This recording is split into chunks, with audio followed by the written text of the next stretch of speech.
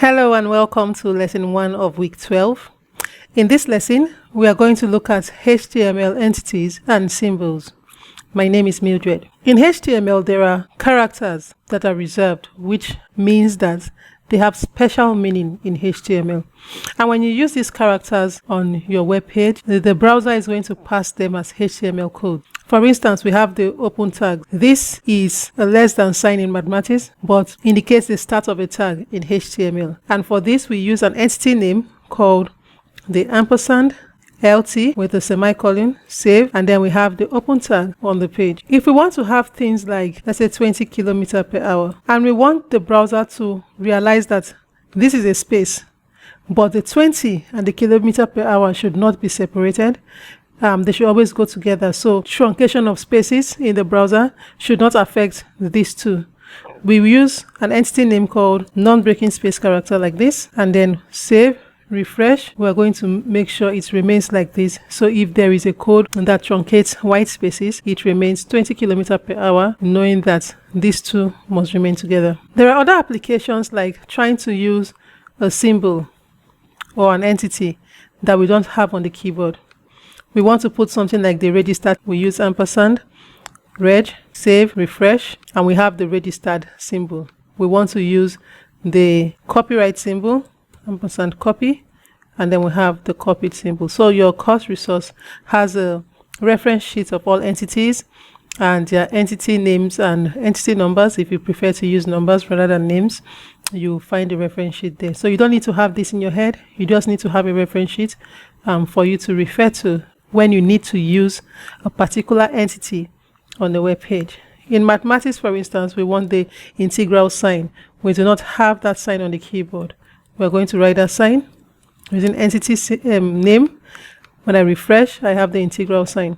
We want to have something like a fraction, half, on the page. We'll come here and write frac 12 and then save, refresh, and we have the half symbol.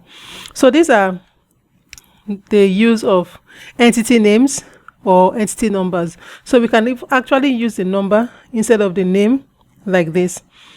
So to use the number, we put the ampersand sign, we put the hash symbol. I'm going to use the hexadecimal number, so X000BD. Save, refresh, and I have the same sign on the page because I replaced the entity name with the entity number. When you have text that is not in English language, for instance, let's say I want to write my language or the languages I speak. Sometimes we write the names of this language in English, which is not correct. We want to write the name of the language like it is pronounced with a dialect, and some of them have their critical marks. If I write my language like this, Igala, save and refresh my page, I have the name of the language here. But this does not reflect the pronunciation or the correct tribal spelling of this. And this is where we use HTML entities also to use their critical marks based on the tone or the pronunciation of the name. And for the pronunciation of this particular language, we want to use a mark going upward, saying that this I has a high tone. I'll use the entity number 769 before the G. The G is normal, flat. A has a high tone also, 769. L is normal. The next A has a high tone. And the last A has a low tone. So this is the ampersand sign. This is the ampersand sign. So don't confuse ampersand and dollar sign. Save this. When I refresh my page, I have the language spelled properly in the dialect or in the correct pronunciation. So when you have a name of a person that is not an English name and it is spelled in the language, you want to make use of HTML entities to be able to put the mark to indicate the tone or to indicate if it's a vowel or whatever it is that differentiates or that makes this word pronounced in the way that it is supposed to be pronounced. We have other application of symbols, like we want to have emojis on the page. So let's say I want to have a smiling emoji, for instance. I will say I want to put, let's say, smile.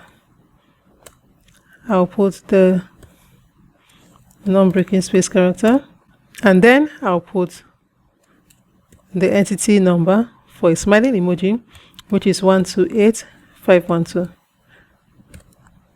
Always end your entity name or number with a semicolon. Save, refresh, and I have a smiling emoji on the page. I want to have, let's say I want to have a laugh emoji on the page. I can also do here and put laugh hash 128514. Save, refresh. So now this did not apply because I would have put it without the ampersand sign, like this. Refresh, and then we have it here.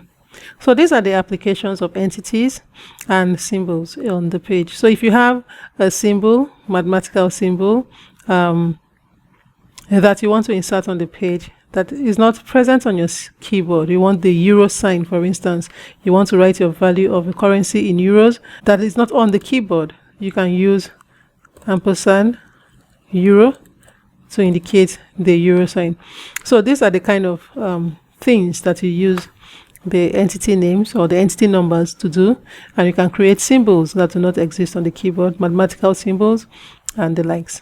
So refer to the reference sheet to try out the different symbols, and always remember that you don't need to have this in your head. You just need to have a reference sheet where you go to when you need a particular entity or a particular symbol on your page, and you use them as appropriate. Thank you, and see you in the next lesson.